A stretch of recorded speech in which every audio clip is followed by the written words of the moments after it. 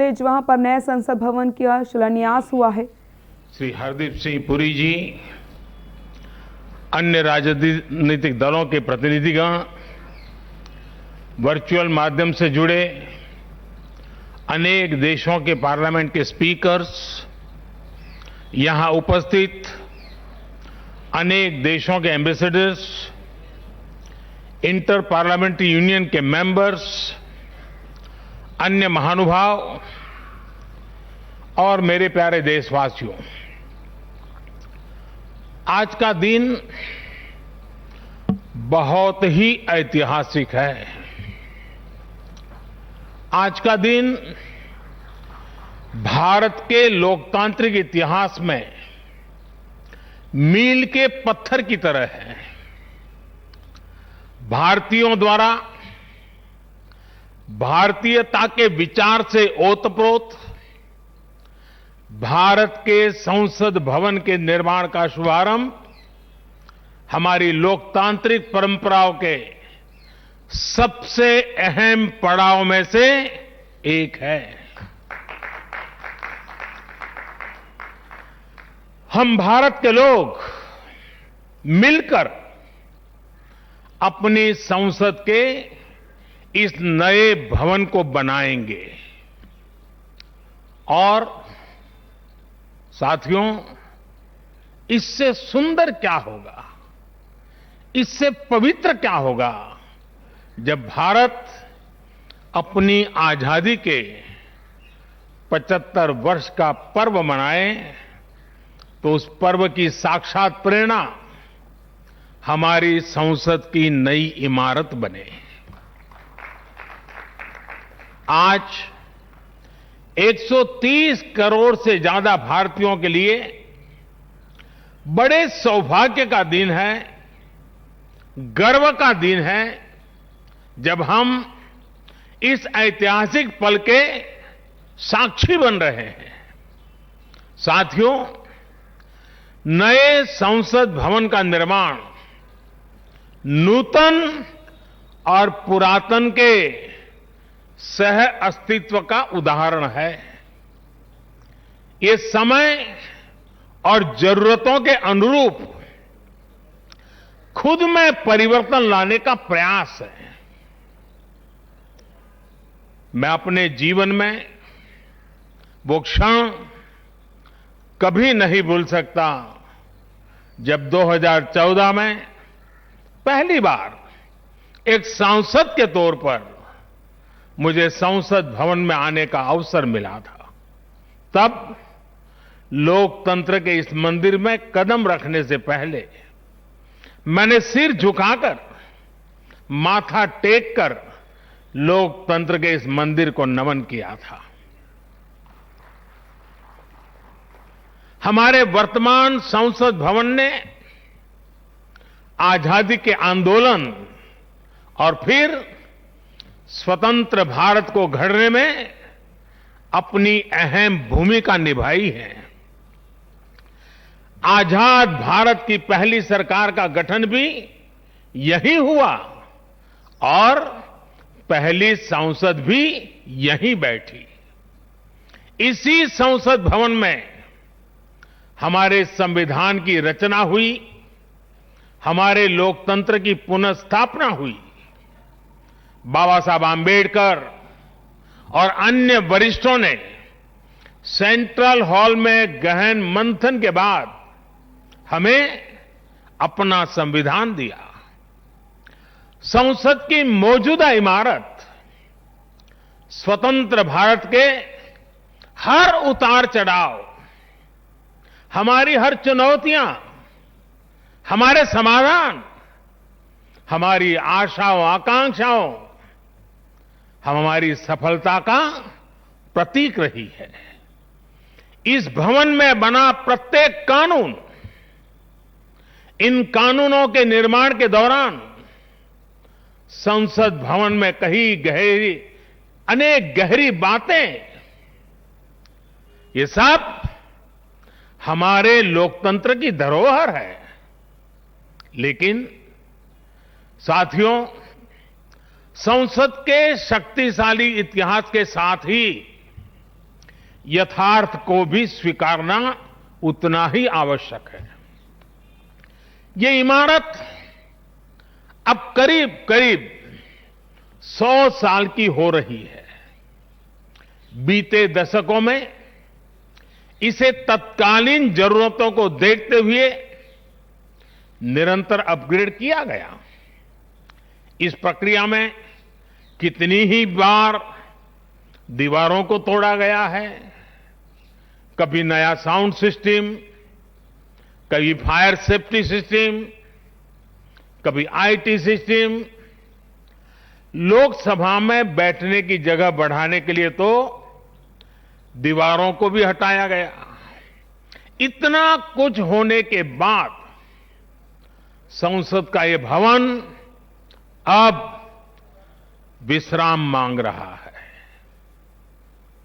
अभी लोकसभा अध्यक्ष जी भी बता रहे थे कि किस तरह बरसों से मुश्किलों भरी स्थिति रही है।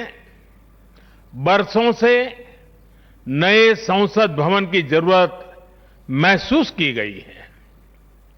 ऐसे में ये हम सभी का दायित्व बनता है कि 21वीं सदी के भारत को अब एक नया संसद भवन मिले।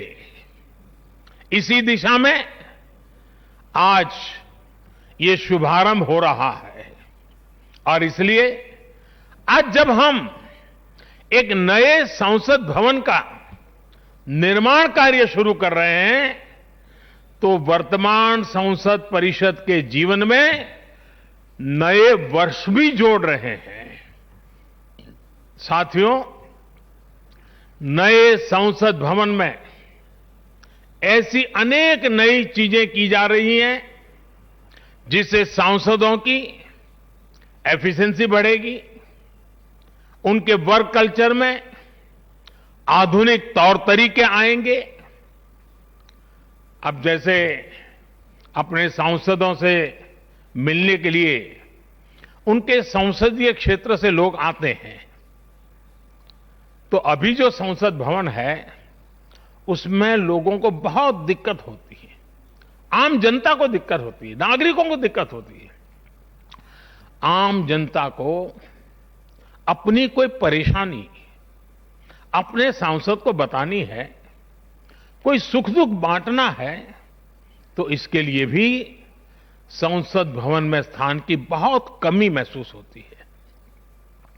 भविष्य में प्रत्येक सांसद के पास ये सुविधा होगी कि वो अपने क्षेत्र के लोगों से यहीं निकट में ही, इसी ये विशाल परिसर के बीच में ही उनको एक व्यवस्था मिलेगी ताकि वो अपने संसदीय क्षेत्र से आए लोगों को उनके सुख दुख बांट सके। साथियों, पुराने संसद भवन ने स्वतंत्रता के बाद के भारत को दिशा दी, तो नया भवन आत्मनिर्भर भारत के निर्माण का गवाह बनेगा।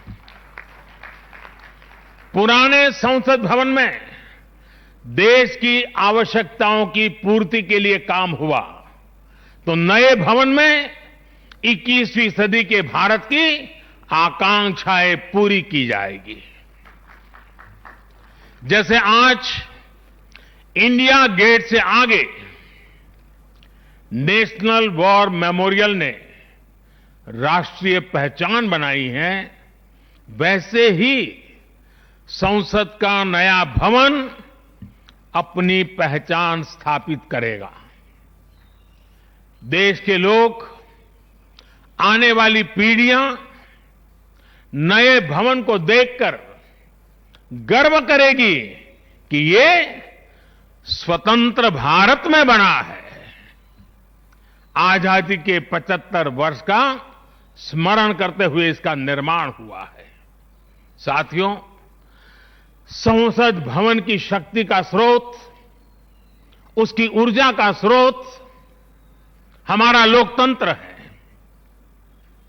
आजादी के समय किस तरह से एक लोकतांत्रिक राष्ट्र के रूप में भारत के अस्तित्व पर संदेह और शंकाएं जताई गई थी। ये इतिहास का हिस्सा है। अशिक्षा, गरीबी, सामाजिक विविधता और अनुभवहीनता जैसे अनेक तर्कों के साथ ये भविष्यवाणी भी कर दी गई थी कि भारत में लोकतंत्र असफल हो जाएगा। आज हम गर्व से कह सकते हैं कि हमारे देश ने उन आशंकाओं को न सिर्फ गलत सिद्ध किया है, बल्कि 21वीं सदी की दुनिया भारत को अहम लोकतांत्रिक ताकत के रूप में आगे बढ़ते हुए देख भी रही है। साथियों, लोकतंत्र भारत में क्यों सफल हुआ, क्यों सफल है और क्यों कभी लोकतंत्र पर आंच नहीं आ सकती, ये बात हमारी हर पीढ़ी को जानना समझना बहुत आवश्यक है। हम देखते सुनते हैं, दुनिया में 13वीं शताब्दी में रचित मैग्ना कार्टा की बहुत चर्चा होती है।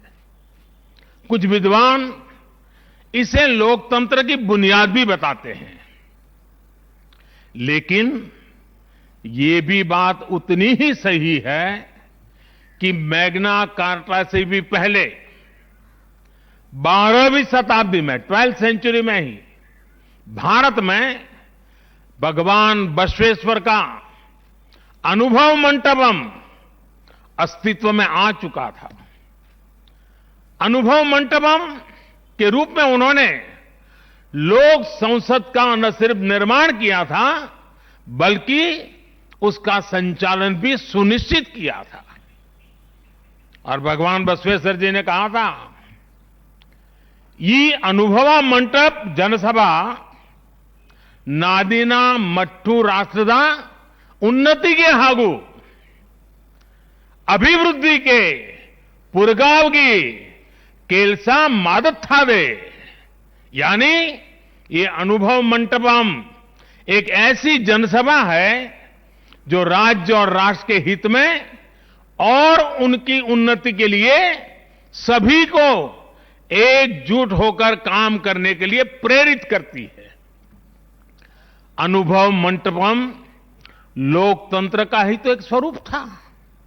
साथियों, इस कालखंड के और पहले जाएं तो तमिलनाडु में चेन्नई से 80-85 किलोमीटर दूर उत्तरा मेरूर नाम के गांव में एक बहुत ही ऐतिहासिक साक्ष्य दिखाई देता है।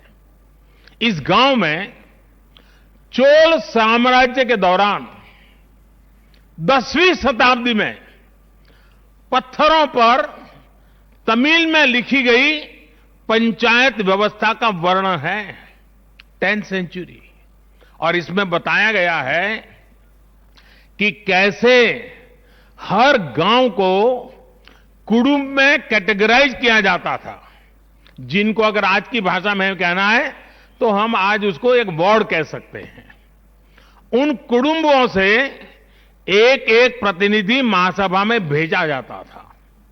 और जैसा आज भी होता है, इस गांव में 1000 वर्ष पूर्व जो महासभा लगती थी वो आज भी वहां मौजूद है।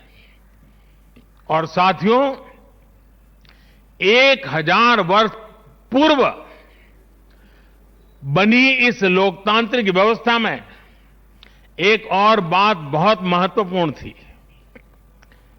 उस पत्थर पे लिखा हुआ है, उस शिलालेख में वर्णन है इसका, और उसमें कहा गया है कि जनप्रतिनिधि को चुनाव लड़ने के लिए अयोग्य घोषित करने का भी प्रावधान था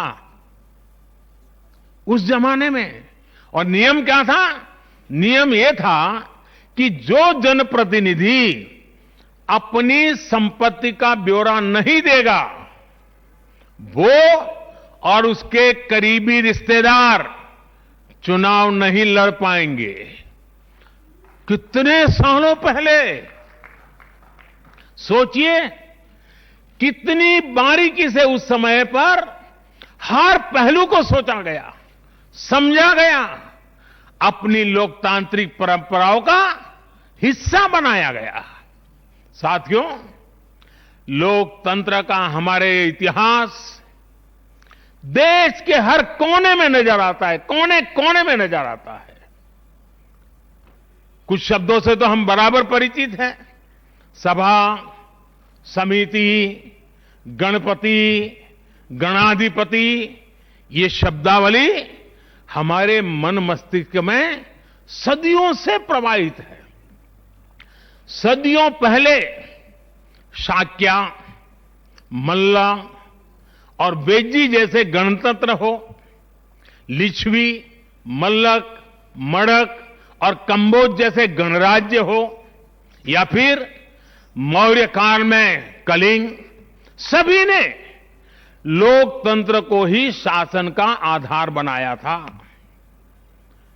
हजारों साल पहले रचित हमारे वेदों में से ऋग्वेद में लोकतंत्र के विचार को समज्ञान यानी समूह चेतना, कलेक्टिव कॉन्शियसनेस के रूप में देखा गया है। साथियों, आमतौर पर अन्य जगहों पर जब डेमोक्रेसी की चर्चा होती है तो ज्यादातर चुनाव की प्रक्रिया, इलेक्टेड मेंबर्स, उनके गठन की रचना, शासन प्रशासन, लोकतंत्र की परिभाषा इन्हीं चीजों के आसपास रहती है। इस प्रकार की व्यवस्था पर अधिक बल देने को ही ज्यादातर स्थानों पर उसी को डेमोक्रेसी कहते हैं। लेकिन भारत में लोकतंत्र एक संस्कार है।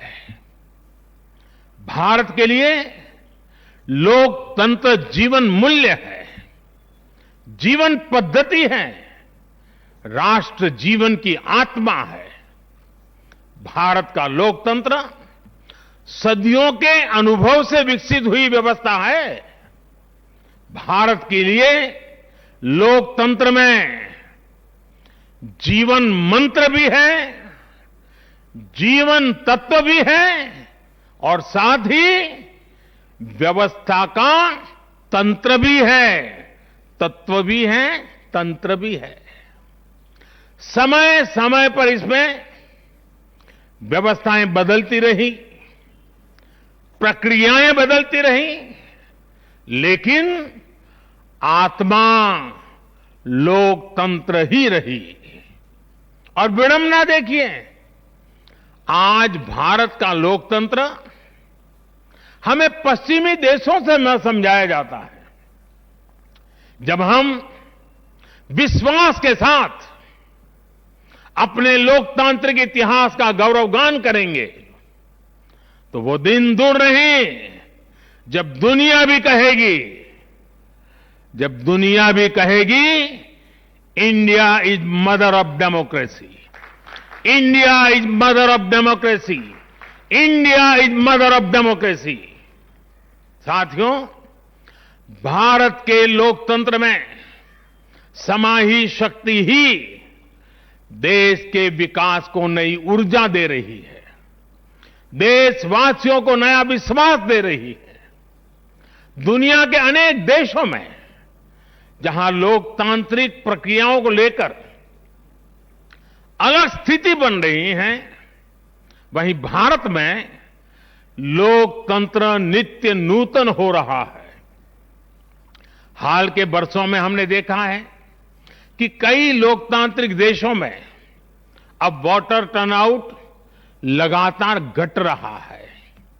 इसके विपरीत भारत में हम हर चुनाव के साथ वोटर टर्नआउट को बढ़ाते हुए देख रहे हैं, बढ़ता हुआ देख रहे हैं। इसमें भी महिलाओं और युवाओं की भागीदारी निरंतर बढ़ती जा रही है। साथियों, इस विश्वास की, इस आस्था की वजह है भारत में लोकतंत्र हमेशा से ही गवर्नेंस के साथ ही मतभेदों और विरोधाभासों को सुलझाने का महत्वपूर्ण माध्यम भी रहा है।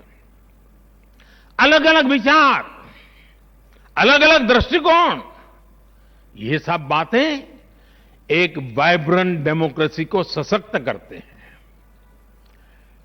डिफरेंसेस के लिए हमेशा जगह हो, लेकिन डिस्कनेक्ट कभी ना हो, इसी लक्ष्य को लेकर हमारा लोकतंत्र आगे बढ़ा है। गुरु नानक देव जी ने, और बड़ी सटीक बात कही है, गुरु नानक देव जी ने भी कहा है, जब लग दुनिया रही है नानक, जब लग दुनिया रही है नानक, किछु सुनिए किछु कहिए। यानी जब तक संसार रहे तब तक संवाद चलते रहना चाहिए। कुछ कहना और कुछ सुनना, यही तो संवाद का प्राण है, यही लोकतंत्र की आत्मा है। पॉलिसीज में अंतर हो सकता है, पॉलिटिक्स में भिन्नता हो सकती है, लेकिन हम पब्लिक की सेवा के लिए हैं। इस अंतिम लक्ष्य में कोई मतभेद नहीं होना चाहिए। वाद संवाद संसद के भीतर हो या संसद के बाहर, राष्ट्र सेवा का संकल्प, राष्ट्रहित के प्रति समर्पण लगातार झलकना चाहिए। और इसलिए आज जब नए संसद भवन का निर्माण शुरू हो रहा है, तो हमें याद रखना है कि वो लोकतंत्र जो संसद भवन के अस्तित्व का आधार है, उसके प्रति आशावाद को जगाए रखना हम सभी का दायित्व है। हमें हमेशा याद रखना है कि संसद पहुंचा हर प्रतिनिधि जवाबदेह है। ये जवाबदेही जनता के प्रति भी है और संविधान के प्रति भी है। हमारा हर फैसला राष्ट्र प्रथम, नेशन फर्स्ट, इसकी भावना से ही होना चाहिए। हमारे हर फैसले में राष्ट्रहित सर्वोपरि रहना चाहिए। राष्ट्रीय संकल्पों की सिद्धि के लिए हम एक स्वर में, एक आवाज में खड़े हो, ये बहुत जरूरी है। साथियों, हमारे यहां जब मंदिर के भवन का निर्माण होता है, तो शुरू में उसका आधार सिर्फ ईंट पत्थर ही होता है। कारीगर, शिल्पकार सभी के परिश्रम से मंदिर के भवन का निर्माण पूरा होता है। लेकिन वो भवन एक मंदिर तब बनता है, उसमें पूर्णता तब आती है जब उसमें प्राण प्रतिष्ठा होती है। प्राण प्रतिष्ठा होने तक वो सिर्फ एक इमारत ही रहता है। साथियों, नया संसद भवन भी बनकर तो तैयार हो जाएगा, लेकिन वो तब तक एक इमारत ही रहेगा जब तक उसकी प्राण प्रतिष्ठा नहीं होगी। लेकिन ये प्राण प्रतिष्ठा किसी एक मूर्ति की नहीं होगी। लोकतंत्र के इस मंदिर में इसका कोई विधान भी नहीं है, विधि विधान भी नहीं है। इस मंदिर की प्राण प्रतिष्ठा करेंगे इसमें चुनकर आने वाले जनप्रतिनिधि, उनका समर्पण, उनका सेवा भाव इस मंदिर की प्राण प्रतिष्ठा करेगा। उनका आचार, विचार, व्यवहार इस लोकतंत्र के मंदिर की प्राण प्रतिष्ठा करेगा। भारत की एकता अखंडता को लेकर किए गए उनके प्रयास इस मंदिर की प्राण प्रतिष्ठा की ऊर्जा बनेंगे। जब एक एक जनप्रतिनिधि अपना ज्ञान, अपना कौशल्य, अपनी बुद्धि, अपनी शिक्षा, अपना अनुभव पूर्ण रूप से यहां निचोड़ देगा, राष्ट्रहित में निचोड़ देगा, उसी का अभिषेक करेगा, तब इस नए संसद भवन की प्राण प्रतिष्ठा होगी। यहां राज्यसभा काउंसिल ऑफ स्टेट्स है, एक ऐसी व्यवस्था है जो भारत के फेडरल स्ट्रक्चर को बल देती है। राष्ट्र के विकास के लिए राज्य का विकास, राष्ट्र के विकास के लिए राज्य का विकास, राष्ट्र की मजबूती के लिए राज्य की मजबूती, राष्ट्र के कल्याण के लिए राज्य का कल्याण, इस मूलभूत सिद्धांत के साथ काम करने का हमें प्रण लेना है। पीढ़ी दर पीढ़ी आने वाले कल में जो जनप्रतिनिधि यहां आएंगे, उनके शपथ लेने के साथ ही प्राण प्रतिष्ठा के इस महायज्ञ में उनका योगदान शुरू हो जाएगा। इसका लाभ देश के कोटि कोटि जनों को होगा।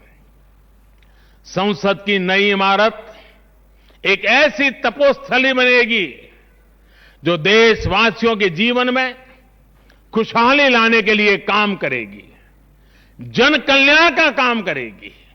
साथियों, 21वीं सदी भारत की सदी हो, यह हमारे देश के महापुरुषों और महान नारियों का सपना रहा है। लंबे समय से इसकी चर्चा हम सुनते आ रहे हैं। 21वीं सदी भारत की सदी तब बनेगी जब भारत का एक एक नागरिक अपने भारत को सर्वश्रेष्ठ बनाने के लिए अपना योगदान देगा। बदलते हुए विश्व में भारत के लिए अवसर बढ़ रहे हैं। कभी कभी तो लगता है जैसे अवसर की बाढ़ आ रही है। इस अवसर का हमें किसी भी हालत में, किसी भी सूरत में इन अवसरों को हमें हाथ से निकलने नहीं देना है। पिछली शताब्दी के अनुभवों ने हमें बहुत कुछ सिखाया है। उन अनुभवों से सीखे और उन अनुभवों की सीख हमें बार बार याद दिला रही है कि अब समय नहीं गंवाना है, समय को साधना है। साथियों, एक बहुत पुरानी और महत्वपूर्ण बात मैं आज जिक्र करना चाहता हूं। वर्ष 1897 में स्वामी विवेकानंद जी ने देश की जनता के सामने 1897 में कहा था कि अगले 50 सालों के लिए उन्होंने एक आह्वान किया था और स्वामी जी ने कहा था कि आने वाले 50 सालों तक भारत माता की आराधना ही सर्वोपरि हो। देशवासियों के लिए उनका यही एक काम, भारत माता की आराधना। और हमने देखा उस महापुरुष की वाणी की ताकत। इसके ठीक 50 वर्ष बाद 1947 में भारत को आजादी मिल गई थी। आज जब संसद के नए भवन का शिलान्यास हो रहा है तो देश को एक नए संकल्प का भी शिलान्यास करना है। हर नागरिक को नए संकल्प का शिलान्यास करना है। स्वामी विवेकानंद जी ने उनके उस आह्वान को याद करते हुए हम सबको ये संकल्प लेना है। ये संकल्प हो इंडिया फर्स्ट का, भारत सर्वोपरि। हम सिर्फ सिर्फ और सिर्फ भारत की उन्नति, भारत के विकास को ही अपनी आराधना बना ले। हमारा हर फैसला देश की ताकत बढ़ाए, हमारा हर निर्णय, हर फैसला एक ही तराजू में तोला जाए, और वो तराजू है देश का हित सर्वोपरि, देश का हित सबसे पहले। हमारा हर निर्णय वर्तमान और भावी पीढ़ी के हित में हो। साथियों, स्वामी विवेकानंद जी ने तो 50 वर्ष की बात की थी। हमारे सामने 25-26 साल बाद आने वाली भारत की आजादी की 100वीं वर्षगांठ है, जब देश वर्ष 2047 में 2047 में अपनी स्वतंत्रता के 100वें वर्ष में प्रवेश करेगा, तब हमारा देश कैसा हो, हमें देश को कहां तक ले जाना है, इस 25-26 वर्ष कैसे हमें खप जाना है, इसके लिए हमें आज संकल्प लेकर काम शुरू करना है। जब हम आज संकल्प लेकर देश हित को सर्वोपरि रखते हुए काम करेंगे, तो देश का वर्तमान ही नहीं बल्कि देश का भविष्य भी बेहतर बनाएंगे। आत्मनिर्भर भारत का निर्माण, समृद्ध भारत का निर्माण अब रुकने वाला नहीं है, कोई रोक भी नहीं सकता। साथियों, हम भारत के लोग ये प्रण करें, हमारे लिए देश हित से बड़ा और कोई हित कभी नहीं होगा।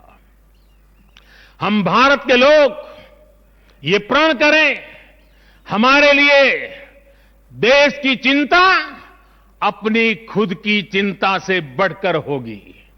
हम भारत के लोग ये प्रण करें, हमारे लिए देश की एकता अखंडता से बढ़कर कुछ नहीं होगा। हम भारत के लोग ये प्रण करें, हमारे लिए देश के संविधान की मान मर्यादा और उसकी अपेक्षाओं की पूर्ति जीवन का सबसे बड़ा ध्येय होगी। हमें गुरुदेव रविन्द्रनाथ टैगोर की ये भावना हमेशा याद रखनी है। और गुरुदेव रविन्द्रनाथ टैगोर की भावना क्या थी?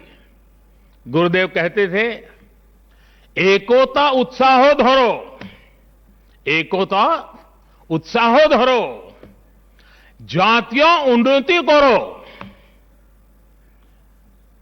দুসুক ভুবনে সবে ভারতের জয়। यानी एकता का उत्साह थामे रहना है, हर नागरिक उन्नति करे, पूरे विश्व में भारत की जय जयकार हो। मुझे विश्वास है हमारी संसद का नया भवन हम सभी को एक नया आदर्श प्रस्तुत करने की प्रेरणा देगा। हमारी लोकतांत्रिक संस्थाओं की विश्वसनीयता हमेशा और मजबूत होती रहे। इसी कामना के साथ मैं अपनी वाणी को विराम देता हूं और 2047 के संकल्प के साथ पूरे देशवासियों को चल पड़ने के लिए निमंत्रण देता हूं। आप सबका बहुत बहुत धन्यवाद। धन्यवाद माननीय प्रधानमंत्री जी, आपके प्रेरणादायक शब्दों के लिए आपका हृदय से आभार। अंत्योदय से राष्ट्रोदय की संकल्पना को साकार करते मां भारती की सेवा में समर्पित माननीय प्रधानमंत्री जी, आपके मार्गदर्शन में बनने वाला नया संसद भवन विश्व की ललाट पर दमकते भारत के लोकतंत्र को समर्पित है, जो भारत सर्वोपरि का जो नारा आपने दिया उसे मूर्त रूप भी देगा। और अब धन्यवाद ज्ञापन के लिए मैं संसदीय कार्य मंत्री श्री प्रहलाद जोशी जी को आमंत्रित करती हूं।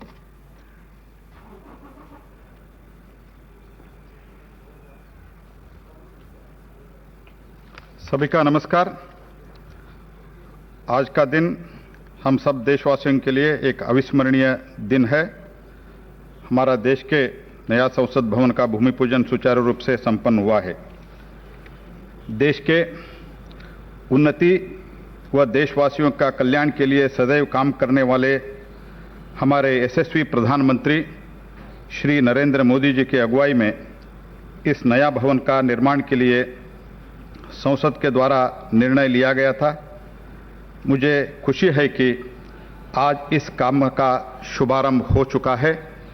इसके लिए मैं माननीय प्रधानमंत्री, यशस्वी प्रधानमंत्री माननीय नरेंद्र मोदी जी का हृदय से धन्यवाद समर्पित करता हूं और आपके उद्बोधन भाषण के लिए भी मैं आपको बहुत बहुत धन्यवाद समर्पित करता हूं। इस चारित्रिक समारंभ के लिए महामहिम राष्ट्रपति, महामहिम उपराष्ट्रपति अपने शुभकामना व्यक्त की है, उनके लिए भी मैं आभार प्रकट करता हूं। और इस सभी काम में माननीय सभापति लोकसभा, स्पीकर लोकसभा श्रीमान ओम बिरला जी बहुत परिश्रम किया है। उनके नेतृत्व में निर्णय भी किया गया था। राज्यसभा में भी माननीय वेंकैया जी के नेतृत्व में निर्णय लिया गया था। इसलिए मैं माननीय ओम बिरला जी को और माननीय वेंकैया नायडू जी को भी मैं विशेष रूप से धन्यवाद समर्पित करता हूं। और इस सभी कामों में हमारे माननीय हरिवंश जी उपसभापति राज्यसभा हमको सब मार्गदर्शन दिया है। मैं उनको भी बहुत बहुत आभार व्यक्त करता हूं। और आप सभी को और वरिष्ठ नेतागण जो इधर बैठे हुए सबको मैं धन्यवाद समर्पित करता हूं। और विविध राज्यों के माननीय राज्यपाल और मुख्यमंत्रीगण वर्चुअली उपस्थित हुए हैं और वो सभी शुभकामनाएं ही हमको भेजा है। उसके लिए मैं उन सब लोगों को मैं हृदय से धन्यवाद समर्पित करता हूं। और इस कार्यक्रम में भाग लिए हुए हमारा सभी मीडिया बंधुओं को भी मैं धन्यवाद समर्पित करते हुए urban development minister Hardeep Singh Puri ji ने इस कार्यक्रम के लिए बहुत सुचारू रूप से अरेंजमेंट किया है, मैं उनको भी धन्यवाद समर्पित करते हुए मैं फिर से एक बार माननीय प्रधानमंत्री जी को बहुत बहुत धन्यवाद समर्पित करता हूं यह ऐतिहासिक निर्णय के लिए। धन्यवाद, नमस्कार।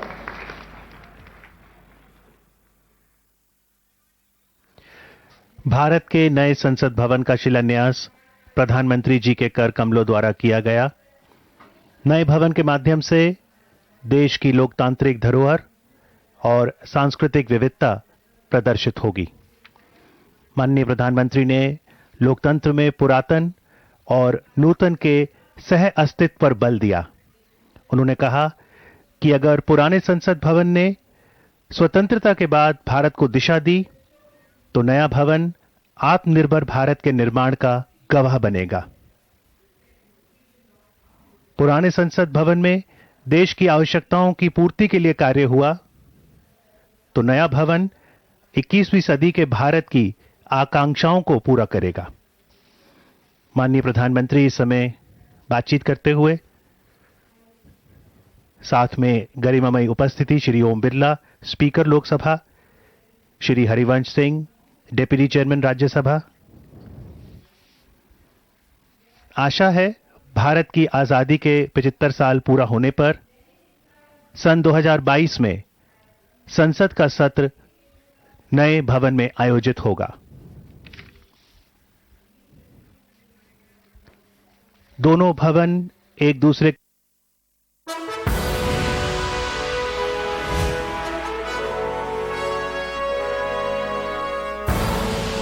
आप देख रहे हैं के न्यूज, खबरों का सारथी। मस्त है, बड़े मस्त है, टेस्ट में भी लज्जत है। बावर्ची की सोया बड़ी, बावर्ची न्यूट्री सोया बड़ी और टेस्ट में बड़े मस्त है। खुदी को आजमाया है तो ये अंदाज आया है, खुदी को आजमाया है तो ये अंदाज आया है। तुम में भी मैं हूं, शुद्ध प्लस पान मसाला। कोरोना संकट काल में के न्यूज इंडिया की देशवासियों से अपील है कि हम जाति धर्म को भूलकर कोरोना को हराने में एक साथ खड़े